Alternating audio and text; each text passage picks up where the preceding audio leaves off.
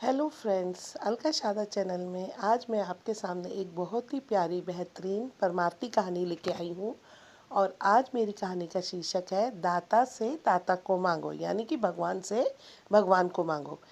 एक बड़े राजा को एक समय एक भयंकर रोग हुआ। बहुत दिन बाद जब उसका पिंड उस रोग से छूटा, यानी कि वो ठीक हुआ, तो उसको बहुत खुशी हुई। बहुत दान पुण्य किया उसने और मन में ये निश्चय किया कि महल से जब वो बाहर निकलेगा तो जो सबसे पहले उसे दिखाई देगा उसको मुंह मांगा दान दूंगा। अब जब मुहूर्त पर राजा साहब महल से बाहर निकले तो सबसे पहले उनके सामने एक सिपाही आ गया। उसको पास बुलाकर राजा साहब ने बोला, तुम क्या चाहते हो? जो कुछ चाहो मांग लो। सिपाही ने दोनों हाथ जोड़कर कहा, अन्नदाता, मैं बहुत दिनों से अपने देश नहीं जा सका, इसीलिए 6 माह की मुझे छुट्टी दे दी जाए। राजा साहब ने मुस्कुराकर कहा, बहुत अच्छी बात है, तुम्हें छुट्टी दी गई और 6 महीने की तनख्वाह तुम पहले से ही ले जाओ। यदि दोस्तों उस समय वो सिपाही लाख 2 लाख रुपए या जागीर इत्यादि मांगता तो मिल जाती, परंतु उसकी तो बुद्धि तुच्छ थी।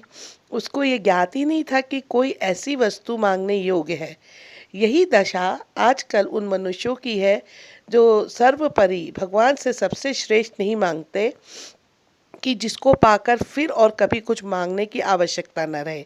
अर्थात वो परमात्मा से जो अपना सर्वोपरि चीज़ें नहीं मांगते हैं, संसारी चीज़ें ही मांगते हैं।